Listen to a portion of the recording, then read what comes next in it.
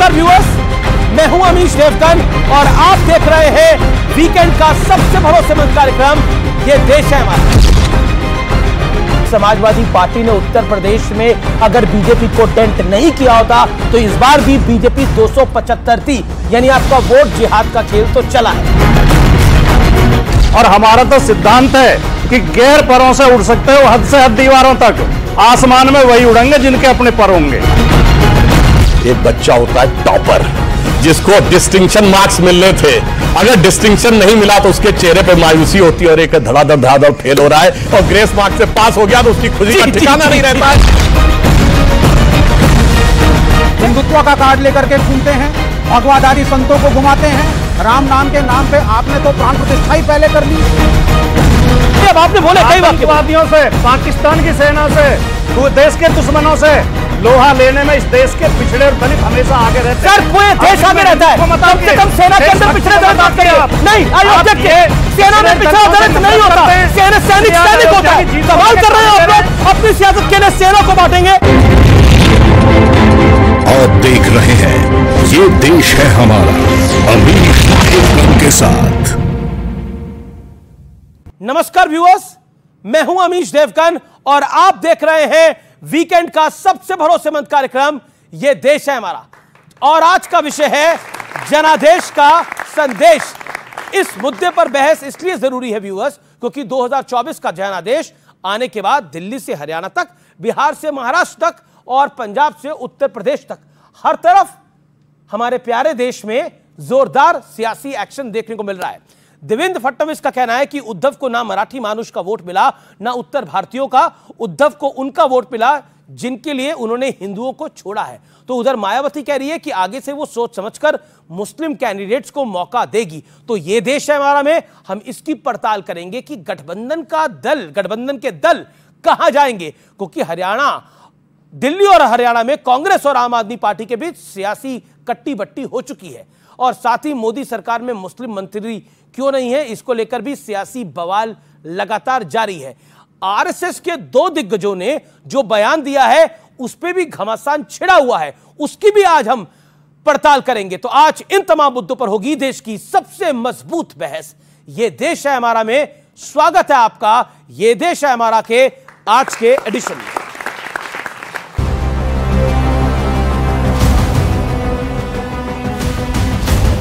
2024 के जनादेश से लगातार नए संदेश का सिलसिला जारी है। बीएसपी कह रही है कि आगे अब सोच समझकर ही मुस्लिम कैंडिडेट्स को मौका देगी। बीजेपी के नेता कह रहे हैं कि वोट जिहाद ने पार्टी को तगड़ी चोट पहुंचाई है। हम वोट जिहाद के सामने हार गए। आम मुंबईकरांनी आणि मराठी माणसांनी त्यांना मतदान केलेलं नाही। त्यांना नेमकं कुठनं मतदान मिळालेलं आहे, ज्यांच्या खातर त्यांनी हिंदू बांधवांनो, भगिनींनो आणि मातांनो म्हणणं सोडलं होतं। और इसी बीच एक संदेश आरएसएस की तरफ से भी आया है। काम करे लेकिन मैंने किया ये अहंकार न पाले तो हम इस देश की सच्ची सेवा कर रहे ऐसा होगा। जिस पार्टी ने भक्ति की, अहंकार आया, उस पर 241 पर रोक दिया, पर सबसे बड़ी बना दी। जिनके अंदर राम की अनास्था थी, अश्रद्धा थी, और उनको सबको मिलकर 234 पर रोक दिया और राम मंदिर का निर्माण कराया। इतनी बड़े कार्य करने वाली भाजपा को और वो असफल कहते हैं, अभिमानी कहते हैं, उनके स्वयं समझदारी नहीं है। हम लोगों ने राम के नाम को कभी राजनीतिक विषय से नहीं जोड़ा है। कहीं गठबंधन में टूट है, कहीं अपने ही दल के भीतर फूट है।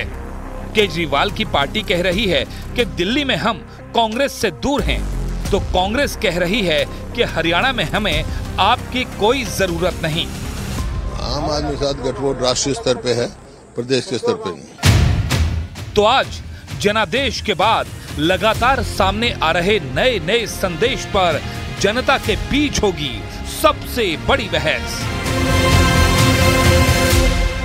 आज के दिन में बहस के बड़े मुद्दे क्या है? 400 पार वाला नारा भारतीय जनता पार्टी का अति आत्मविश्वास था जिसने नुकसान पहुंचाया, ऐसा उनके घटक दल भी मान रहे हैं। नतीजों से साबित हुआ कि क्यों मुसलमानों का सियासी इस्तेमाल वोट बैंक की तरह होता है। ये नतीजे एस्टैब्लिश करते हैं। और तीसरा बहस का अहम मुद्दा 2024 के जनादेश के मायने क्या है, नतीजों में किसके लिए क्या संदेश है, क्या सीख है, उसकी भी हम बानगी देखेंगे। एक बार फिर अभिनंदन है जनता जनार्दन का, मेरे युवा मित्रों का। मेरे साथ इस मंच पे हैं doctor Sudhanshu Trivedi, member of parliament Bharatiya Janata party के और बीजेपी के लोकप्रिय प्रवक्ता। जोरदार तालियों के साथ अभिनंदन करिए। राजकुमार भाटी हैं, समाजवादी पार्टी के प्रवक्ता नेता, जोरदार तालियों से उनका अभिनंदन है। इनकी पार्टी ने उत्तर प्रदेश में अच्छा प्रदर्शन किया है। मेरे साथ विवेक श्रीवास्तव हैं, लेफ्ट के नेता हैं, इनका अभिनंदन है। मेरे साथ सत्यप्रकाश मिश्रा हैं, जेडीयू के नेता, इनकी पार्टी ने बिहार में बहुत बेहतरीन प्रदर्शन किया है। आप तमाम लोगों का अभिनंदन है। तो सुधांशु जी, अब की बार 400 पार, अब की बार बहुमत वाली सरकार, लेकिन अब की बार जोड़ तोड़ वाली सरकार, अब की बार गुंजाइश वाली सरकार, अब की बार सबकी बात करनी पड़ेगी। देखिए, हमारी सरकार तीसरी बार भारत के इतिहास में ये पहला मौका है जवाहरलाल नेहरू के बाद जब किसी प्रधानमंत्री को तीसरी बार स्पष्ट बहुमत मिला हो। महत्वपूर्ण बात यह है कि वो दौर था जब डेमोक्रेसी नेसेंट स्टेट में थी। yes, मतलब उस समय तो कोई किसी से पूछे, सन 52 में कोई पॉलिटिकल पार्टी थी अपोजिशन में, 52 में सारे देश में कांग्रेस थी, 57 में पहली बार केरल में कम्युनिस्टों गवर्नमेंट बनी थी। तो 52 से 52 की स्थिति अलग थी। आज जब इतना वाइब्रेंट, मैच्योर, परिपक्व लोकतंत्र है, उसमें तीसरी बार लगातार मैं नरेंद्र दामोदर दास मोदी कहने के लिए जो क्षमता चाहिए वो जनता के आशीर्वाद से प्राप्त हुई है। पहला संदेश। दूसरा संदेश क्या है? दूसरा संदेश यह है कि उन राज्यों में जहां माना जाता था, उन क्षेत्रों में जहां भाजपा नहीं है, अरुणाचल प्रदेश में हमारी अपने दम पे स्पष्ट बहुमत की सरकार आई है, उड़ीसा में हमारी अपने दम पे सरकार आई है, आज समझिए आसाम, त्रिपुरा, अरुणाचल में हमारी अपने दम पे सरकार है, उड़ीसा में अपने दम पे सरकार है, बंगाल में हम मुख्य विपक्षी दल हैं। और जो हमारे विरोधी कहते थे दक्षिण भारत से जाके लड़ेंगे, आज दक्षिण में देखिए 8 सीटें तेलंगाना में कांग्रेस की और 8 हमारी, हमारा परसेंटेज ऑफ वोट 35%। कर्नाटक में हमारी सीटें उनसे कहीं ज्यादा, हमारी 19, उनकी 7, हमारा परसेंटेज ऑफ वोट 46%। केरल में हमें सीट 1 मिली है, लेकिन वोट 17%। सुनिए, मेरा काउंटर सवाल, मैं जो पूरी बात कहना चाह रहा हूं, आज इस चुनाव का पहला निष्कर्ष कि भारतीय जनता पार्टी अब वास्तविक अर्थों में एकमेव राष्ट्रीय दल हो गया है जो उत्तर से दक्षिण तक सब जगह, तमिलनाडु में भी हमें 11.5% वोट मिला है। दूसरा निहितार्थ, कांग्रेस का जो राइज हुआ है, कांग्रेस की जो स्थिति इंप्रूव हुई है, ये बहुत खतरे की घंटी लेके आई है उनके लिए जो बहुत उसकी घंटी बजा रहे थे इंडिया गठबंधन वालों के लिए। सबसे ज्यादा तो आप ही घंटी बजा रहे थे। अरे मेरी बात तो सुनिए महोदय, सबसे पहले कर्नाटक में कांग्रेस आई है, तो मतलब जेडीएस का वोट था। कांग्रेस का बढ़ना कहीं आपके लिए खतरे की घंटी तो नहीं है, हमारे लिए या आपका अति आत्मविश्वास था? अभी मैं आपको आंकड़े दूंगा, पिक्चर एकदम साफ हो जाएगी। राहुल गांधी के शब्दों में दूध का दूध, पानी का पानी हो जाएगा। अब देखिए, कर्नाटक में वो आगे बढ़े जेडीएस के वोट के कीमत पे, तेलंगाना में आगे आए बीआरएस के वोट के आधार के ऊपर, अब अगला खतरा है डीएमके के ऊपर। अब आइए उत्तर प्रदेश। तो मैं सिंपल बताना चाहता हूं, आज इनको जितनी भी खुशी हो रही हो, मगर एक बात समझिए कि जिस कारण से दोनों लोग एक हुए थे ना मुस्लिम वोट के लिए, अब वही एक दूसरे के पेशानी पर बल आ रहे हैं। उनको लगने लगा मेरा पुराना आशिक जाग गया, अगर पुराना इश्क जाग गया तो नए वाले आशिक की हकीकत फसाना ना बन जाए जी। इसलिए, और ये मैं फैक्ट से बोल रहा हूं, अखिलेश जी कितने से जीते? 1,70,000 से। सुनिए, कहां? अपने गढ़ में, अपने क्षेत्र में, कन्नौज में। और आप समझिए, और राहुल गांधी जी जीते 3,90,000 से। इसका मतलब समझिए कि सपा का वोट तो कांग्रेस में ट्रांसफर हो गया, कांग्रेस का वोट नहीं ट्रांसफर हो पाया, वरना इस जीत के मायने। और आज कांग्रेस, बीएसपी के साथ एक लाइन पूरी कह दूं, कांग्रेस ने आज घोषणा कर दी है कल कि अब वो विधानसभा चुनावों के लिए 403 के 403 विधानसभाओं में यूपी में यात्रा निकालेगी, अब अपनी यात्रा निकालेगी। अब ये 403 कि इनके दिल पे कितना महीन घाव करेंगे, अब ये समझने वाली बात है। जब जब बड़े दलों ने छोटे दलों की पालकी ढोई है, तब तक खामियाजा उन्हीं को होना पड़ा है। और इंडी गठबंधन टूट गया जस्ट बाद आम आदमी पार्टी का साफ कह दिया कि हमारा गठबंधन दिल्ली में खत्म। जनादेश का संदेश क्या है आपकी राय में? सबसे पहले तो आप उत्तर प्रदेश में एक अच्छा प्रदर्शन करा, और भारतीय जनता पार्टी को बहुमत से, मैंने जिस दिन चुनाव के नतीजे आ रहे थे उस दिन भी बोला था, आज भी बोलता हूं बहुत साफ गोई से, किसी ने नहीं रोका बीजेपी को उसकी मेजॉरिटी के साथ। सिर्फ समाजवादी पार्टी ने उत्तर प्रदेश में अगर बीजेपी को डेंट नहीं किया होता तो इस बार भी बीजेपी 275 थी। यानी आपका वोट जिहाद का खेल तो चला है, आंकड़े यही बताते हैं। नहीं, जनादेश का संदेश तो बिल्कुल साफ साफ है, लेकिन महोदय ग्रहण नहीं कर रहे हैं। मुझे वो कहावत याद आती है कि रस्सी जल गई लेकिन ऐठन नहीं गई। मतलब चुनाव में 2024 के लोकसभा चुनाव में भारत के नागरिकों ने साफ साफ संकेत दे दिया है कि केवल सांप्रदायिकता की राजनीति नहीं चलेगी, केवल जातिवाद की राजनीति नहीं चलेगी, केवल जुमलेबाजी नहीं चलेगी, काम करना पड़ेगा, बच्चों के रोजगार की तरफ ध्यान देना पड़ेगा, शिक्षा की तरफ ध्यान देना पड़ेगा, स्वास्थ्य की तरफ ध्यान देना पड़ेगा, अग्निवीर हटानी पड़ेगी। अग्नि चार साल की ठेके पे नौकरी फौज में नहीं चलेगी। लेकिन सुधांशु जी आज भी अपने वक्तव्य में वही हिंदू मुस्लिम समीकरण बैठा रहे हैं, उसका वोट उधर चला गया, उसका वोट उधर चला गया। अरे साहब, हमारी छोड़िए, अपनी चिंता करिए। हम तो जो हैं अपने दम पर हैं। हम किसी की, समाजवादी पार्टी किसी की कृपा पे राजनीति नहीं करती है, समाजवादी पार्टी अपने दम पे राजनीति करती है। और हमारा तो सिद्धांत है कि गैर परों से उड़ सकते हो हद से हद दीवारों तक, आसमान में वही उड़ेंगे जिनके अपने पर होंगे। तो हमारे तो अपने पर मजबूत हैं। लेकिन इस जनादेश के जो संदेश हैं, बहुत संक्षेप में 2-3 बात बता देता हूं। जी। एक तो ये संकेत है, हमें बहुत अच्छा लगा, बहुत मन प्रसन्न हुआ जब एनडीए की मीटिंग हुई तो बराबर में राजनाथ सिंह जी बैठे थे, इधर नीतीश कुमार जी बैठे थे, फिर वो गडकरी जी बैठे थे, जेपी नड्डा जी पहले भी बैठते थे ऐसे। ना, पुरानी तस्वीरें दिखा दूं। यहां से कुर्ता पकड़ के फोटो फ्रेम से हटा दिया जाता था ऐसे। सबने देखा, पूरे देश ने देखा है। एक तो जनादेश का संदेश यह है कि अब लोगों का सम्मान करना पड़ेगा। ठीक है, आपने बोला मैं एनडीए से बानगी करवा लेता हूं, हमारे साथ जेडीयू नहीं, इस पे फैक्ट चेक होना जरूरी है। आप बताइए, क्या एनडीए की बैठक में पहले बगल में नीतीश कुमार नहीं बैठते थे, राजनाथ सिंह, जेपी नड्डा, अमित शाह नहीं बैठते थे? आप मुझे बताइए। अटल बिहारी वाजपेयी जी के जमाने से नीतीश कुमार, जॉर्ज फर्नांडिस सब साथ बैठते थे और एनडीए उन्हीं लोगों ने बनाया था। कभी 1-2 बार अगर स्थिति बदली थी, उस जमाने में भी नरेंद्र मोदी जी ने आगे बढ़कर हमेशा नीतीश कुमार को अपने साथ लाने की कोशिश की। सच बोल दिया। आपको वो मंच याद नहीं है जहां नीतीश कुमार जी को बार बार अपने पास ला रहे हैं? आपको वो मंच याद नहीं है जहां वो पकड़ कर ला रहे हैं चंद्रबाबू नायडू को? उनके मन में सम्मान था। आपको वो इंटरव्यू याद नहीं है जिसमें नीतीश कुमार के बारे में कह रहे कि ये व्यक्ति समाजवादी है, परिवारवादी के खिलाफ है? ठीक है, आपको 37 सीट मिला है, मैं उस चीज पर आऊंगा। जनादेश के संदेश को मैं बताऊंगा। आप जो कह रहे थे 1% वोट घटा है इधर उधर, भारतीय जनता पार्टी का भी, और हमारे बिहार में तो जनादेश बहुत स्पष्ट आया। मैं वही समझने का प्रयास कर रहा हूं। अमीश देवगन जी, वोटों का गणित कभी कभी स्पष्ट जनादेश को यह नहीं बता जाता कि उस नेता के प्रति अविश्वास पैदा हुआ है, उसकी नीतियों के प्रति ऐसा हुआ है। कुछ वोट अलग अलग गुना भाग के कारण उत्तर प्रदेश में पड़े हैं। उस लोकल राजनीति को भारतीय जनता पार्टी को समझने की जरूरत है। बिहार में भी ऐसी एक घटना हुई है। विवेक जी, आपके लिए संदेश क्या है? एनी राजा हार गई वायनाड से? मेरा एनालिसिस ये है कि पहली चीज, मैं सुधांशु जी को बधाई देता हूं कि आपने सरकार बनाई, आपकी सरकार आई है, ऑनरेबल प्राइम मिनिस्टर हैं, सरकार बनी है इस देश में। लेकिन बधाई सबसे ज्यादा इस देश की जनता को है जिसने बैलेंस्ड फ्रैक्चर्ड मैंडेट दिया, वही नहीं वो सांप्रदायिकता के नाम पे।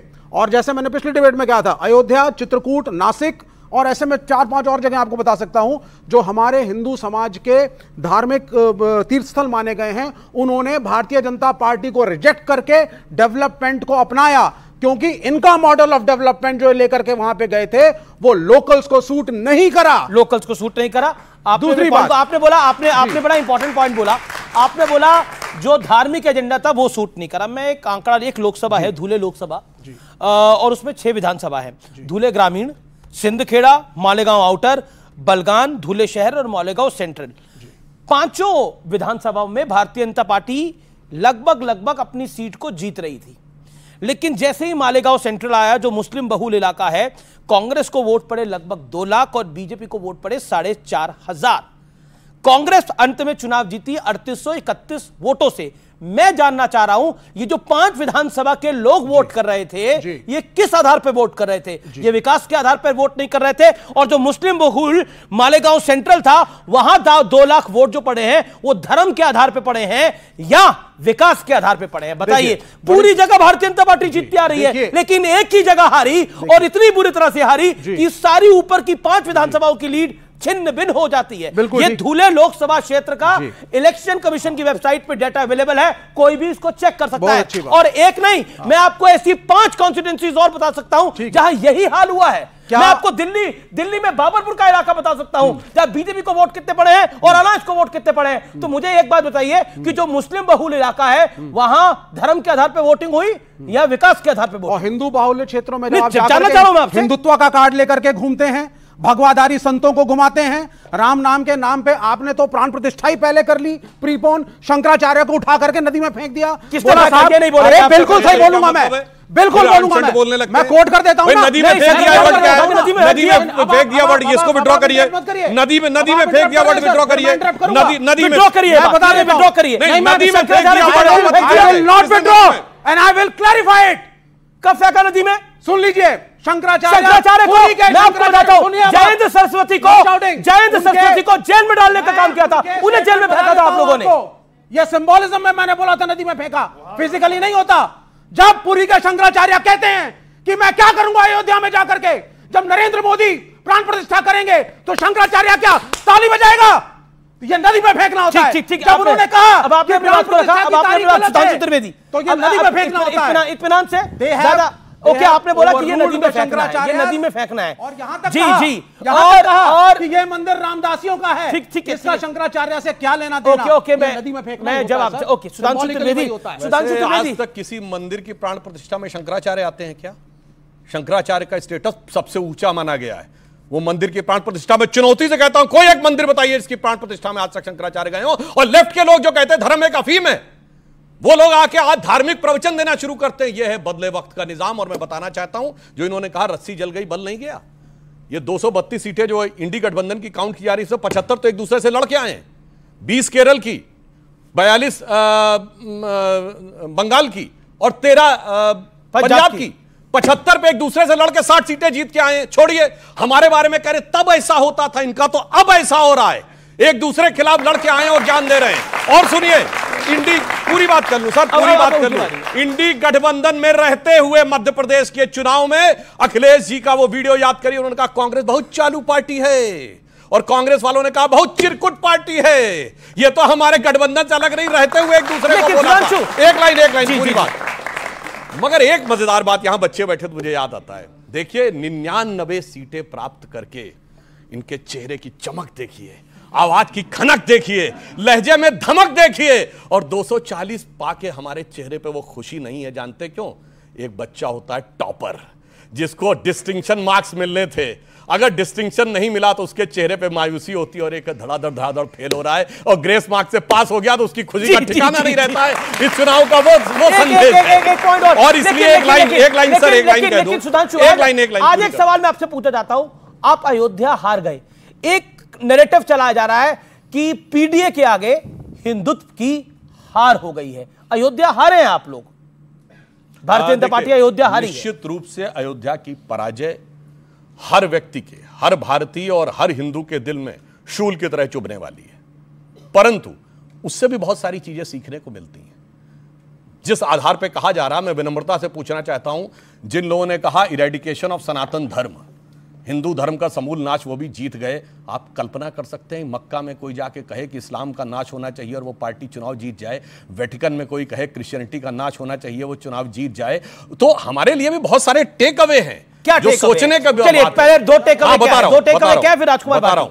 सोचने का टेक अवे ये है कि एक समुदाय को ये सारे सेकुलर दल कहां तक जोड़ के रखते हैं? वो हमास और फिलिस्तीन के लिए भी लड़ता है, जो कहता ऑल आइज ऑन रफा। रफा का नाम नहीं पता होगा किसी को, कहां पे रफा है और क्या रफा का लेना देना है। मगर दूसरे में, क्योंकि बात सही है, ये कहते हैं हम हिंदू मुसलमान की बात करते हैं। हां, हम हिंदू और मुसलमान दोनों की बात करते हैं, ये सिर्फ मुसलमान की बात करते हैं और हिंदू में जात बिरादरी की बात करते हैं। तो इसलिए हमें यह ध्यान रखना होगा कि राष्ट्र को है लोग भूले, स्वार्थ है युग मंत्र सारा, वर्ग जाति विभेद की अब बह रही है कलुष धारा। इस अमा के तिमिर को अब अरुणिमा क्या मान ले हम, हो गए हैं स्वप्न सब साकार कैसे मान ले हम, टल गया सर से व्यथा का भार कैसे मान ले हम। कोई बात नहीं, आगे हम और संघर्ष करेंगे और चिंता मत करिए। ये 99 जानते कितने पहुंचे? 3 बार मिलाकर इनको उतना सीट नहीं मिली जितनी की मोदी जी को मिली। एक और टेक अवे, लेफ्ट वाले हम बचपन से सुनते थे, लेफ्ट कहता है, एक मिनट अब पूरी बात कर लूं, आप बोल रहे थे। देखिए हम एक बात बताएं, हम बचपन से सुनते थे कि लेफ्ट ये कहता है कि दुनिया भारत समाज में 2 ही वर्ग होते हैं, गरीब और अमीर, प्रोलिटेरिएट और बुर्जुआ जी। मगर आज लेफ्ट कहता है जात, बिरादरी, और जो समाज के सबसे बुर्जुआ लोग हैं, सबसे पैसे वाले धनाढ्य नेता हैं, उनके साथ ये खड़े हुए थे। ये सोच में बदलाव आया और लेफ्ट कहता था धर्म एक अफीम है। लेफ्ट वाले कहते थे वो ईश्वर के नाम की शपथ नहीं लेते। मगर बंगाल में फुरफुरा शरीफ के गद्दी नशीब पीरजादा अब्बास सिद्दीकी की पार्टी के आगे सिजदा करके गठबंधन करते हैं। यानी सोच में कितना बदलाव आया।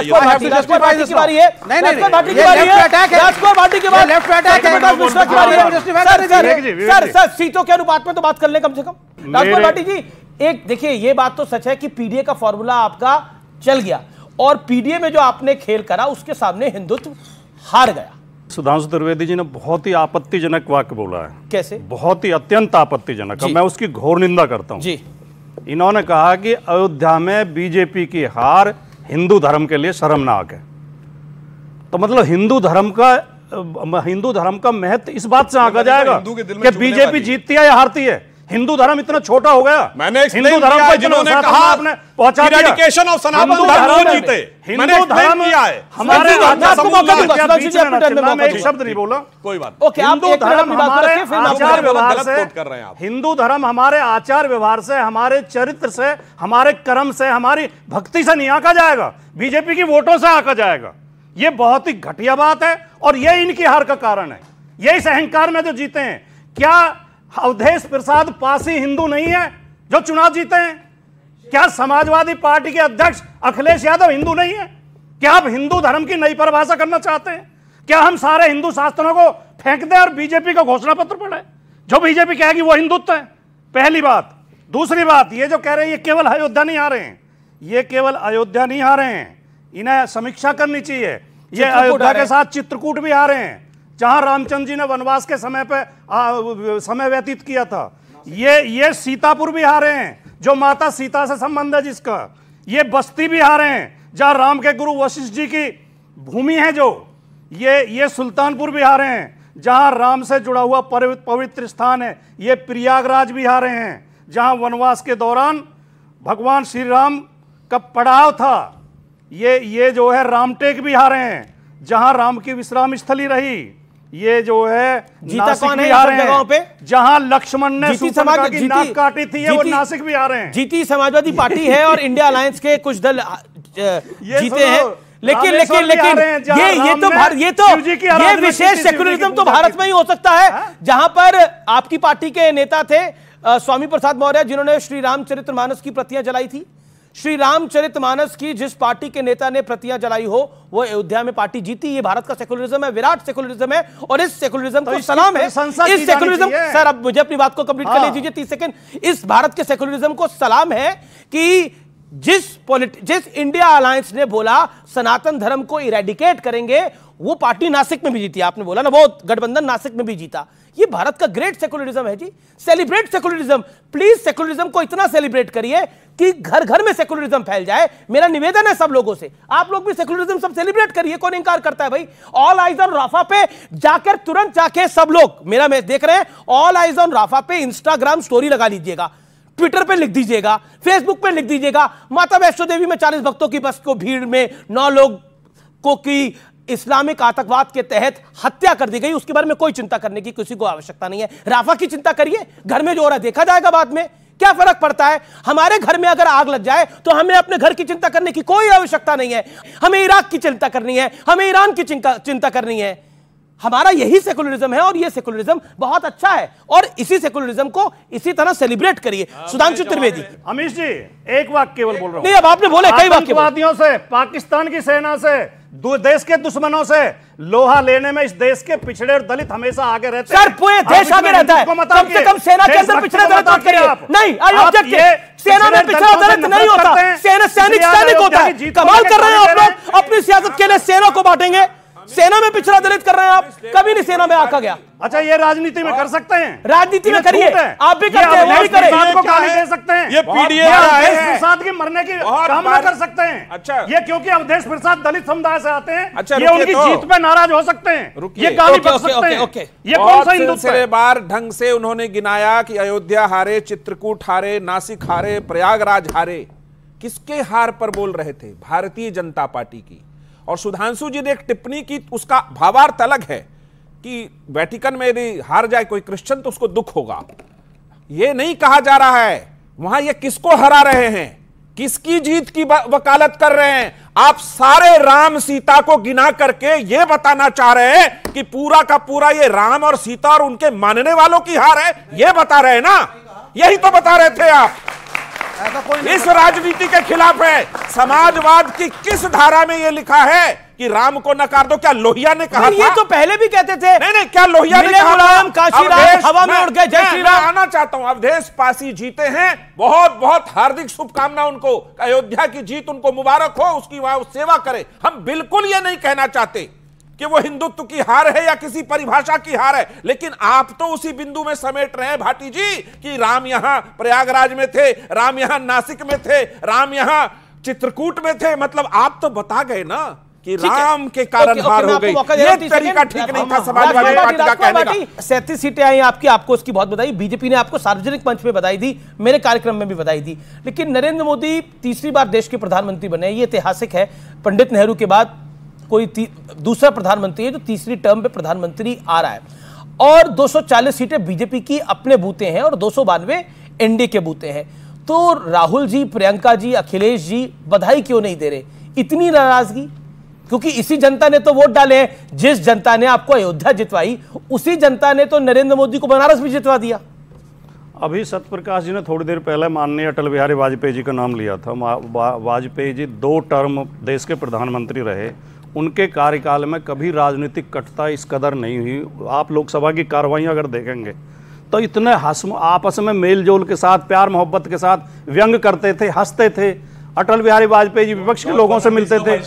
अगर इस देश में वो तो समाजवादी राजनीतिक कटुता पैदा की है तो उसके लिए माननीय जो नरेंद्र मोदी जी जिम्मेदार। ठीक, अब आपने वो जिस तरह विपक्ष के नेताओं को गाली देते हैं और उनकी कामना करते हैं कि ये पार्टी खत्म कर दूंगा, उसे खत्म कर दूंगा, जेल भेज दूंगा सबको, उन्होंने राजनीतिक देखो बीच में चिल्ला रहे हैं, बीच में चिल्ला रहे हैं। इस बात का थोड़ा भी ये नहीं है। आप देखो बीच में कौन चिल्ला रहा है, सम्मान दिया बीच में कौन चिल्ला रहा है? मुलायम जी को नरेंद्र मोदी सरकार ने पद्म विभूषण से ये सही बात है। लेकिन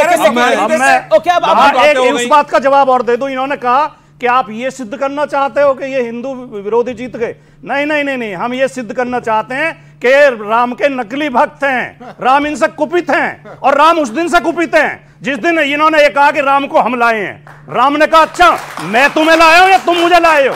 राम इसलिए नाराज हैं और सीता माता भी नाराज हैं। सीता माता रो रही, सीता माता भी इनसे नाराज है, राम भी इनसे नाराज है। सीता माता रो रही बीजेपी के काम से, सारा चंदा खा गए मेरे पति के नाम से।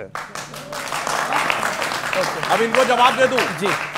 देखिए, पहली बात तो इस ढंग के, देखिए ये कितने महान व्यक्ति हैं कि इन्होंने ये कहा कि हम लोगों ने सिर्फ इसलिए कहा, नहीं, आपकी गठबंधन ने कहा हिंदू धर्म का समूल नाश होना चाहिए, इरेडिकेशन ऑफ सनातन धर्म कहा। सुनिए, ये डीएमके ने कहा और आपके इंडी गठबंधन में शामिल थे। अब सुनिए, आपकी पार्टी के लोगों ने रामचरितमानस फाड़ी।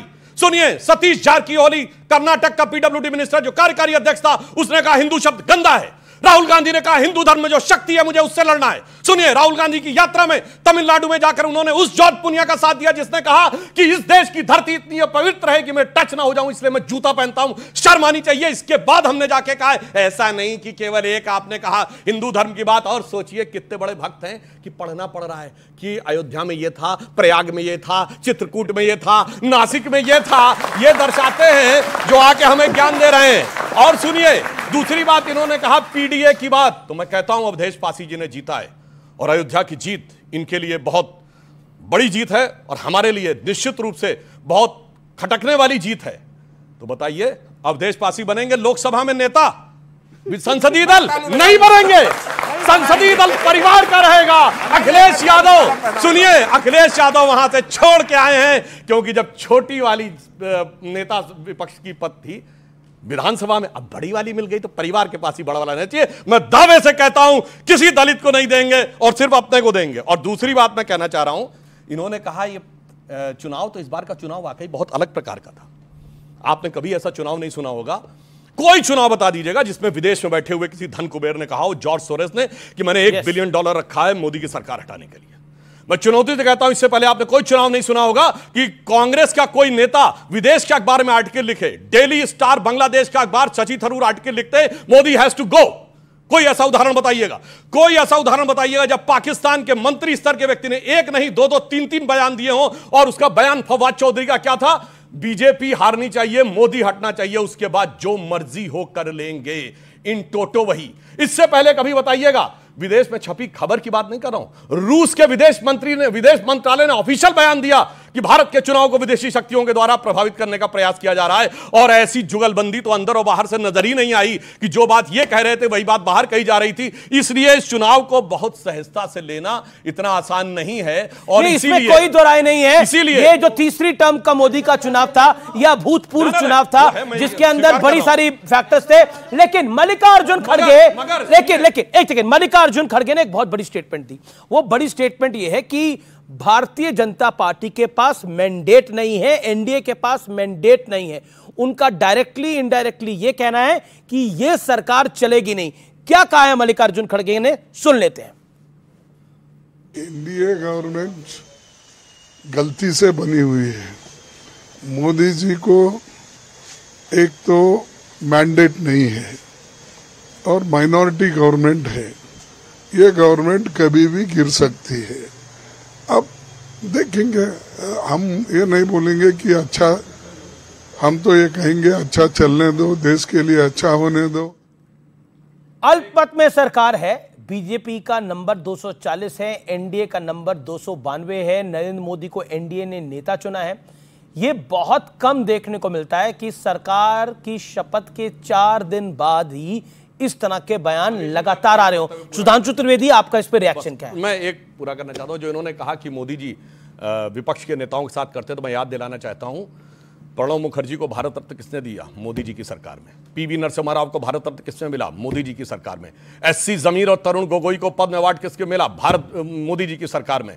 प्रकाश सिंह बादल को कब मिला? मोदी जी की सरकार में। कर्पूरी ठाकुर और मुलायम सिंह को मोदी जी की सरकार में। सरदार पटेल की सबसे बड़ी मूर्ति बनाई मोदी जी ने। इन्होंने परिवार के अलावा किसी को नहीं दिया। बताइए, डॉक्टर अंबेडकर को भारत रत्न दिया? नहीं। सरदार पटेल को दिया? नहीं। मगर नेहरू को भी दिया उनकी खुद की सरकार ने। इंदिरा जी को भारत रत्न दिया इंदिरा जी की खुद की सरकार ने। और राजीव गांधी को दिया कांग्रेस की सरकार ने। ओके, इससे ज्यादा सम्मान मोदी जी ने किया विपक्षी नेताओं को। मल्लिकार्जुन खड़गे की जो स्टेटमेंट है, इस पर आपका रिएक्शन, आपका भी, और क्योंकि एनडीए का रिएक्शन मस्ट है इसके ऊपर, क्या कहना चाहते हैं? उन्होंने बोला ये सरकार तो अब चलेगी नहीं और मोदी जी के पास मैंडेट नहीं है, ये गिर जाएगी सरकार। मैं सिर्फ खड़गे जी के प्रति सहानुभूति व्यक्त करते हुए कहना चाहता हूं कि उनके कांग्रेस अध्यक्ष रहते हुए 99 सीटें आई हैं, परंतु इंडी गठबंधन वाला कोई रत्ती भर का श्रेय उनको नहीं दे रहा है। एक ऐसे व्यक्ति को श्रेय दे रहा है ना जो अध्यक्ष है, ना उपाध्यक्ष है, ना महासचिव है, ना नेता प्रतिपक्ष है, मगर सारा का सारा श्रेय उसी को मिल रहा है। तो इसका सरकार गिर जाएगी। सुनिए, एक पूरी बात कर दे, पूरी बात परेशान है। एक सेकंड, मैं जवाब ले लेता हूं, फिर फिर आपसे जवाब लूंगा। सरकार क्यों गिरेगी? सुनिए, सरकार छोड़िए, इंडी गठबंधन पहले ही अलग हो गया। आम आदमी पार्टी ने बयान दे दिया कि उसका गठबंधन सिर्फ लोकसभा चुनाव तक था, दिल्ली में खत्म। ये खड़गे जी को क्यों लग रहा है सरकार गिरेगी? अरे भैया, पहले अपना तो देख ले, उनका तो गिरना शुरू हो गया। जी, और वो काबू ख्यालों में सोच रहे हैं। ये मैंडेट नहीं है मोदी जी के पास? नहीं, पूरा का पूरा मैंडेट है। जिस गठबंधन के पास 293 सीट हो, उसको अगर खड़गे जी इस तरह बोले तो हंसी ही आती है। देखिए, एनडीए की जो घटक दल हैं वो मजबूती के साथ नरेंद्र मोदी जी को नेता चुना, उनके साथ खड़े हैं। सरकार 5 साल चलेगी, सरकार में शामिल है, सरकार 5 साल चलेगी। कॉन्फिडेंट है आप? आगे भी एनडीए लॉक कर दिया जाए? बिल्कुल लॉक किया जाए, लॉक किया जाए। ठीक है, मैंडेट कैसे नहीं है? Single largest party BJP, Modi उसके नेता, एनडीए के नेता मोदी, एनडीए के पास मेजोरिटी, तो मैंडेट कैसे नहीं है? और कांग्रेस की लास्ट 240 सीटें कब आई थी? पहली चीज इन्होंने कहा कि साहब ऑपोजिशन में से किसी ने बधाई नहीं दी। मल्लिकार्जुन खड़गे जी ने अभी आपके चैनल पे अभी बोला हम चाहेंगे सरकार चले और अच्छी तरह चले। दिस इज गुड विशेष। ये बधाई है, दिस इज गुड विशेष। ये बधाई है आपको लगता है? सुनिए सुनिए सुनिए, ये क्या था? कोई कहना चाहता है अभी खड़गे साहब को बधाई पे तो दुहाई है। बिल्कुल कोई कहना चाहता है जो खड़गे साहब ने बोला उस पर कोई कुछ कहना चाहता है? सुधांशु जी नमस्कार। सबसे पहले आपने अपने वक्तव्य के स्टार्टिंग में आपने बोला कि अब जो आपकी सरकार बनी है वो ऐसे टाइम में बनी जब डेमोक्रेसी मजबूत है। तो डेमोक्रेसी अब क्या तब मजबूत होगी जब इलेक्टोरल बॉन्ड्स जैसे स्कैम सरकार सपोर्ट करेगी, या आपकी ही सरकार में जब ज़्यादा वायलेंस हो रहा है? इस बच्चे से कहना चाहूंगा, भाई आपने कहा इलेक्टोरल बॉन्ड्स गड़बड़ थे, तो हमारी 17 राज्यों में सरकार और 2 बार केंद्र में सरकार, हमें इलेक्टोरल बॉन्ड मिले 6000 करोड़ के। ये कांग्रेस को 2000 करोड़ किसके लिए मिले? नहीं, एक मिनट, 2000 वो कहते भी रहेंगे। एक मिनट कौन था वो? सुन, मेरी बात सुनिए। नहीं, ये कितने मिले? आप अब बीच में नहीं बोल रहा था, मैं बीच में नहीं बोल रहा था, मैं बीच में नहीं। जब एक तरफ गलत कह रहे हो भ्रष्टाचार है तो मैं लेता भी चला जा रहा हूं। गजब है भाई। और सुनिए, तृणमूल कांग्रेस की एक राज्य में सरकार 1600 करोड़ रुपए। ये सवाल ही नहीं है, आप गलत जवाब दे रहे हैं। बिल्कुल। अच्छा अच्छा सुनिए, हम प्रेशर डाल के ले रहे थे और इनको 2000 करोड़ न्यौछावर होकर मिल रहा था। जो तृणमूल कांग्रेस को 1600 करोड़ न्यौछावर होकर मिल रहा था, डीएमके को 850 करोड़ न्यौछावर होकर मिल रहा था। गजब टक्कर देते ये लोग। अब मैं इनको बताना चाहता हूं, जो उसने कहा वायलेंस, बेटा आपको पता है जब नेहरू जी प्रधानमंत्री बने तो क्या वायलेंस हुई थी? 15 से 20 लाख लोग मारे गए थे और 1.5 से 2.25 करोड़ लोग बेघर बार होकर इधर से उधर आए थे। और ये सुनिए, which is the biggest exodus in the documented history of Mankind. आप क्यों रेगुलर बोल रहे हैं विवेक जी? विवेक जी आप भी सोर्स बताइएगा इसके बाद हर चीज का, ठीक है ना? तैयार रहिएगा उसके लिए। बिल्कुल ना, आप बैकग्राउंड म्यूजिक नहीं चाहिए। बोलिए आप। सोर्स बताता हूं, सुनिए। 41 की संसद में पाकिस्तान में हिंदुओं की आबादी थी 24% और 51 की संसद में 1.6। वो कहां चले गए? जमीन खा गया, आसमान निकल गई। तभी मैं कह रहा हूं 1.5 करोड़ यहां आए और इसके ऑफिशियल डाटा में चीखे मत, लगातार बोल रहे हैं। अब लगातार कितने लोग यहां से वहां गए, कितने लोग वहां से यहां आए, ये ऑफिशियल डाटा अवेलेबल है। और सबसे भयानक हिंसा अगर हुई है तो Where is Nehru in this? Nehru was Prime Minister of India at the time. Nehru was not responsible for it. Oh, मतलब Prime Minister थे but not responsible. RSS who was responsible? RSS, how come RSS was responsible? देखिए, ये कहते हैं आरक्षण की बात, मंडल अगर नहीं लागू किया तो पश्चिम बंगाल ने जहां 30 साल कम्युनिस्टों की सरकार रही, पूछे लागू किया? ओबीसी रिजर्वेशन दिया? नहीं दिया। और मैं कहना चाहता हूं 2014 में जब कांग्रेस की सरकार हटी, पूछिए यूपीए की सरकार में कितने ओबीसी मिनिस्टर थे? पूछना चाहता हूं चुनौती के साथ, केवल एक, वीरप्पा मोइली। और आज भाषण देते यूपीए में जो एनएससी बनी थी, नेशनल एडवाइजरी काउंसिल, उसमें कितने एससी कितने ओबीसी थे? आज आके भाषण देते। और सुनिए, इन्होंने कहा कास्ट सेंसस कराएंगे। तो भाई ये तो कहते थे राहुल जी कि देखो भैया मैंने कह दिया कि बिहार में कराना पड़ेगा तो इसलिए आरजेडी को कराना पड़ा। अब कराओ, हिमाचल में क्यों नहीं करा रहे हो? पंजाब में क्यों नहीं करा रहे हो? तेलंगाना में क्यों नहीं करा रहे हो? और कर्नाटक में किया हुआ रखा क्यों नहीं जारी कर रहे हो? ये तो पॉइंट है। सब झूठ के ऊपर इन्होंने राजनीति की है। अन्यथा इन्हें वो देना चाहिए और वो करके दिखाना चाहिए। चलिए, आप कह रहे हैं इलेक्टोरल बॉन्ड पर भारतीय जनता पार्टी दबाव डाल के पैसा ले रही थी, लेकिन ममता बनर्जी को भी खूब पैसे मिले हैं, कांग्रेस को भी काफी पैसे मिले हैं इलेक्टोरल बॉन्ड के अंदर। तो 700-800 करोड़। और सुनो इंटरेस्टिंग बात है, इनके पास तो आप कहते हैं ईडी है, सीबीआई है, सब है दबाव डालने के लिए। आपके पास तो कुछ भी नहीं है आपके अनुसार। तो आप किस दबाव से पैसे ले रहे थे? हम पे तो न्यौछावर हो रहा था। अच्छा, न्यौछावर हो रहा था। सुधांशु जी की बात को मान रहे हैं। पिछले 15 मिनट से लगातार सुधांशु त्रिवेदी जी बोल रहे हैं, मेरे 2 मिनट तो बनते। हाँ बिल्कुल, बोलिए आप, 1.5 मिनट बोलिए। ये गलत, बिल्कुल गलत तथ्य रख के गलत डायलॉग बोल के लोगों को गुमराह कर रहे हैं। पहली बात तो कांग्रेस ने अपने घोषणा पत्र में ये कहा था कि हमारी सरकार बन जाएगी तो 8,500 महीना देंगे। सरकार बनी नहीं, आपकी बनी है। आपके प्रधानमंत्री ने 14 में कहा था मैं प्रधानमंत्री बनूंगा, काला धन लेके आऊंगा, 15-15 लाख सबके खाते में आएंगे। आज तक नहीं आए। आप कांग्रेस के उस पर सवाल उठा रहे हैं, पहली बात। दूसरी बात, जो आप कह रहे हैं तथ्यात्मक तोड़ मरोड़ कर रहे हैं, जातिगत जनगणना, आरक्षण।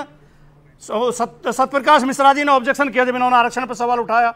आपके मुख्यमंत्री ने बिहार में जाति जनगणना कराई सत्यप्रकाश जी, आरक्षण का दायरा बढ़ाया, ओबीसी का कोटा बढ़ाया, ये पूरे देश में बढ़ाएंगे, पूरे देश में कराएंगे जाति जनगणना, ओबीसी का कोटा बढ़ाएंगे। अगर नहीं बढ़ाएंगे, जहां करिए, हिमाचल में क्यों नहीं हो रही, पंजाब में क्यों नहीं, तेलंगाना में क्यों नहीं,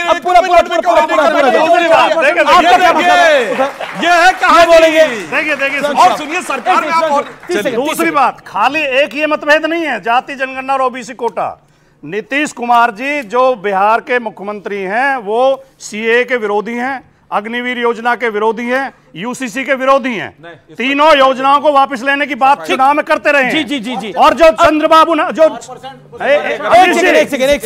एक वाक्य और पूरा होने दें, चंद्रबाबू नायडू जो इनके सहयोगी हैं, सबसे प्रमुख सहयोगी हैं, आरएसएस ने जो इंद्रेश कुमार ने बोला है उससे अपने आप को डिस्टेंस कर लिया है। उनका कहना है कि उनके विचार में यह सही नहीं है।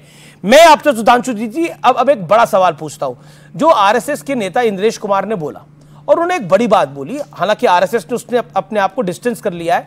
उनका कहना था कि बीजेपी का अति आत्मविश्वास जो था वो बीजेपी को हरा दिया। अहंकार की भी बात कही उन्होंने, इस पर आपके विचार? जब संघ ने स्पष्ट कर दिया है कि जो कुछ इंद्रेश जी ने कहा है वो संघ का विचार नहीं है, तो फिर अपने को बोलने का कोई तर्क ही नहीं बनता है। लेकिन क्या एक बार बार आ रहा है, अब इसको अन्यथा ना लिया जाए। सवाल बड़ा डायरेक्ट है, क्या इस बार एक नैरेटिव बनाने की कोशिश है कि आरएसएस बीजेपी के लिए नहीं काम कर रही थी? नहीं, ये हमेशा होता रहता है। जब अटल जी की सरकार थी उस समय भी यही प्रयास किया जाता था। ये दर्शाता है कि बीजेपी से लड़ने की अब सीधी ताकत ख्वाबों ख्यालों में भी नहीं है, तो कहीं कुछ अंदर से ही खोजने की कोशिश करो, शायद उसी में मुझे कुछ अपने ख्वाबों का सच दिखाई। लेकिन ये संगीत सोम और बालियान में तो अंदर की बात बाहर आ रही है। वो विषय जहां तक है, देखिए उन दोनों ने एक दूसरे के बारे में बोला है, तो मुझे लगता है वो पार्टी फोरम के अंदर बोलना चाहिए था। मगर यहां तो मैं दूसरी बात कह रहा हूं, यहां तो क्या क्या नहीं बोला गया है। यहां तो सीधे आम आदमी पार्टी ने कह दिया गठबंधन खत्म। चलिए, वो तो पार्टी और गठबंधन, उनकी तो पार्टी लड़ रही है, आपके कुछ नेता लड़ रहे हैं। रहते हुए कांग्रेस के नेता प्रतिपक्ष अधीर रंजन चौधरी ने बंगाल के लिए कहा there is no democracy in Bengal. Okay, मगर उसके बाद भी वो कहते हैं दिल्ली में ममता जी चाहिए to save the democracy in the country. क्या आपको लगता है ये जो इलेक्शन है इसका सबसे बड़ा मैसेज ये है कि बीजेपी और मोदी तो चाहिए लेकिन एनडीए के साथ चाहिए, यानी मनमानी ना करे, ये बार बार विपक्ष कर रहा है। इस फ्रेम में भी कंप्लीट आप नहीं डाल सकते। ठीक है, मैंडेट कम है, जो टारगेट था उससे कम है, कभी कभी स्कोर कम बना लेते हैं, लेकिन आप इसको स्पष्ट रूप में कि नहीं हमको मोदी जी तो चाहिए लेकिन एनडीए के साथ ऐसा भी नहीं है। केसीआर ने बोला 400 पार की जो बात थी उसका मैसेज गलत चला गया। देखिए, जो जिन्होंने इतना अच्छा काम किया, 25 करोड़ अगर गरीबों को गरीबी रेखा से ऊपर पहुंचाया होगा, इतने शौचालय बनवाए, गरीबों के लिए घर बनाया, तो उनके मन में यह सपना जरूर रहा होगा कि चलो इस बार अच्छा परफॉर्म करते हैं। चलिए, मैं आप एनडीए के घटक दल हैं, पीछे तस्वीर चल रही है, एक सेकंड, ये एनडीए के साथ रहेंगे? बिल्कुल रहेंगे। ये तो पहले जा रहे हैं, ये एकनाथ शिंदे रहेंगे, ये तो एनडीए के कन्वेनर कभी रहते, वो बिल्कुल रहेंगे, चट्टान की तरह रहेंगे। और इनके बारे में कुछ कह पाएंगे? बिल्कुल रहेंगे, पक्का कंफर्म, लॉक करके। देखिए, सबसे नहीं, आप लोग ने ताली बजाई, सबसे लंबा समय वो एनडीए के साथ रहे हैं। अब आपके घटक दलों की बात कर लेते हैं। मैं आपसे ये जानना नहीं, घटक दलों पे बोलिए ना। मैं कह रहा हूं कि अब विधानसभा चुनाव भी के कांग्रेस के साथ लड़ेगी, क्योंकि कांग्रेस के कुछ नेता कह रहे हैं कि अब हमारा राइट ज्यादा बनता है सीटों पे लड़ने का, यानी 100 सीटों पे कांग्रेस चुनाव लड़ेगी विधानसभा चुनाव में। नहीं, ना तो कांग्रेस की तरफ से अभी ऐसा कोई बयान आया है। दोनों आप लोग साथ हैं विधानसभा के लिए भी? ना अभी विधानसभा चुनाव है, कितनी सीटों पे कौन लड़ेगा ये निर्णय विधानसभा आप लोग साथ है, पर नहीं, हम संभावना यही है कि साथ ही लड़ेंगे। ठीक है, अब सवाल कुछ ऑडियंस के, कुछ 2-3 सवाल जो पूछना चाहे। आपका क्या सवाल है? खड़े होकर पूछिए सवाल।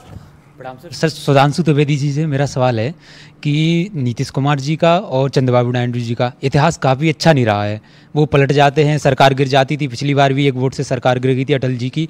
तो इस पर आप क्या कहना चाहेंगे कि कितना आश्वासन दिया है कि वो आपकी सरकार चलाने में मदद करेंगे? तो सबका सवाल है सर। सुनिए सर, इस सवाल में किस प्रकार का नैरेटिव और कितना यथार्थ है मैं बताना चाहता हूँ। 1995 में हमारा नीतीश कुमार से गठबंधन हुआ, 29 साल में 26 साल नीतीश कुमार हमारे साथ रहे, 1.5 साल के 2 स्पैन छोड़ के। चंद्रबाबू नायडू बीते 3 साल में पलटना ज्यादा हो गया। हिंदुत्व की बात करते हैं, अभी थोड़ी देर पहले उन्होंने बोला कि अपोजिशन पार्टी पूरे हिंदू धर्म का विनाश करना चाहती है, लेकिन मैंने नहीं बोला, ये डीएमके ने बाकायदा, वही मैं बोल रहा हूं। सुनिए, वो कॉन्फ्रेंस की इरेडिकेशन ऑफ सनातन धर्म का समूह, इस पे 2 दिन का सेमिनार हुआ जिसमें तमिलनाडु सरकार के लोग गए और राहुल गांधी ने रायबरेली में अपनी रैली में बोला कि डीएमके वालों ने हमारा साथ दिया। बिहार में जीतन राम मांझी जी बोलते हैं कि राम काल्पनिक है, उनको हैं आपने नहीं, मंत्री बना दिया, ये बोल रहे हैं, उनको आपने मंत्री बनाया है, मंत्री बनाया जीतन राम मांझी को। जनाब, उन्होंने हमारे साथ रहते हुए कभी नहीं बोला, सुनिए, हमारे साथ रहते हुए कभी नहीं बोला, उनकी उपस्थिति में वंदे मातरम जय श्री राम के नारे लगे, इनके साथ रहते हुए बोल रहे हैं। मेरा सवाल सुधांशु जी से है, उन्होंने कहा कि कांग्रेस सरकार में इंदिरा गांधी को भारत रत्न दिया तो वो गलत है, तो क्या मोदी सरकार में नरेंद्र मोदी के नाम से स्टेडियम बनाया जाता है? सुनिए एक मिनट मैं इसका जवाब देना चाहता हूं। जी सुनिए मेरी बात, ठीक है, सवाल सुनिए मेरे भाई, सुनिए बेटा, इनको मैं स्पष्ट करना चाहता हूं। भारत रत्न देने वाली जो कमेटी होती है उसका चेयरमैन प्राइम मिनिस्टर होता है, प्राइम मिनिस्टर। अब पूरी बात सुनिए भाई, और जो स्टेडियम का नाम रखने वाली कमेटी होती है वो उस खेल की इकाई का चीफ होता है। बात रामपुर गांव की भी होनी चाहिए। आप बोल रहे हैं अयोध्या में अगर बीजेपी हारी है तो उसका रीजन क्या है? डेवलपमेंट, ठीक आपने बोला। तो रामपुर गांव की भी बात करता हूं, जहां पंचायती राज में प्रधानमंत्री वो आवास योजना है, उसके तहत 534 आवास वहां पे आवंटित हुए, ये सत्यापित है, ठीक। लेकिन वहां पे भी बीजेपी हारी, और वहां पे एक विशेष वर्ग के लोग हैं जिसकी वजह से एक वोट बीजेपी को नहीं मिला। तो क्या वो जो लाभ है वो धर्म के आधार पर मिला? वहां पे 100% जो मतदाता है वो विशेष संप्रदाय से। ये देखिए, ये जनादेश क्या है? ये 534 आवास की खबर फर्जी है।